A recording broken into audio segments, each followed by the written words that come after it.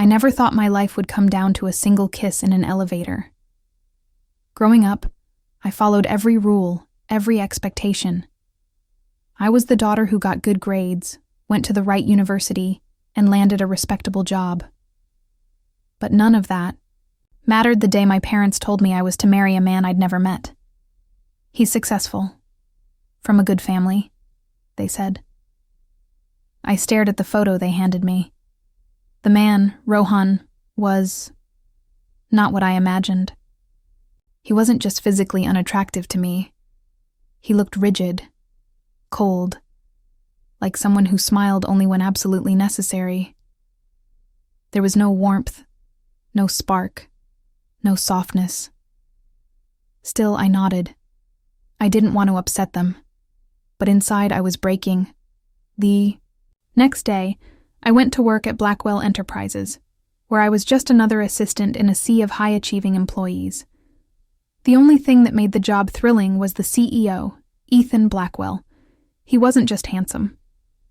He was magnetic, intense, distant, yes, but in the way that made you wonder what secrets he kept behind those stormy blue eyes.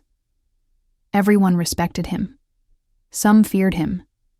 But secretly I admired him from afar, never imagining he even knew my name.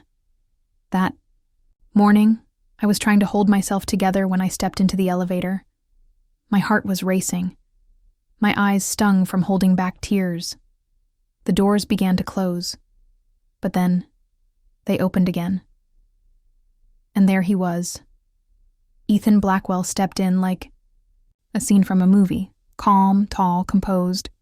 Our eyes met. I quickly turned away, trying not to shake. And then something inside me, something wild and desperate, snapped. I didn't think. I didn't plan. I turned around, stood on my toes, and kissed him. His lips were soft, warm, surprised. At first, he froze. But then, to my absolute disbelief, he kissed me back. It wasn't rushed. It wasn't awkward. It was deep, quiet, and full of something that felt like destiny. When we pulled away, he looked at me like I was a puzzle he suddenly wanted to spend his life solving. "Why did you do that?" he asked softly. My voice trembled. "Because I'm supposed to marry someone I don't love, and I couldn't go through with it without knowing what it feels like to kiss someone I could." His eyes searched mine. And in that elevator, just the two of us, no boardrooms, no titles, no expectations, I saw something shift in him, something unspoken. Later that afternoon, a delivery arrived at my desk. A bouquet of peonies, my favorite flower, tucked inside, was a note in his handwriting. "You deserve more than obligation. Have dinner with me. E." That night, over dinner lit by golden candlelight, we talked for hours about our childhoods, our fears, our favorite books, and the cities we longed to visit. I laughed more in that one night than I had in years. And when he walked me home and kissed me again, slowly, with intention, I knew it wasn't a fling. We became something real, secret at first, then undeniable. He brought me coffee when I was tired, held my hand under the table in meetings, sent me messages that made my heart race. He made me feel like the only woman in the world, like I mattered.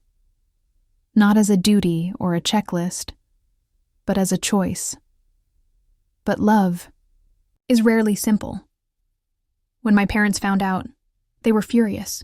"You're throwing away everything for a man who's too rich, too powerful, too dangerous." But I had already chosen. The wedding to Rohan never happened.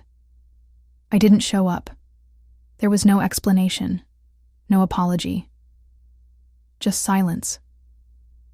I had walked, away from a life that would have suffocated me, into a life that felt like breath itself. Ethan and I didn't rush into marriage. We built slowly. We traveled, cooked dinner barefoot in the kitchen, danced to old jazz records on Sunday mornings. One night, standing on a balcony overlooking the city lights, he said, That kiss in the elevator changed everything. I didn't know I was waiting for you until you walked into my life and flipped it upside down. I smiled and whispered, I didn't know what love felt like until you kissed me back.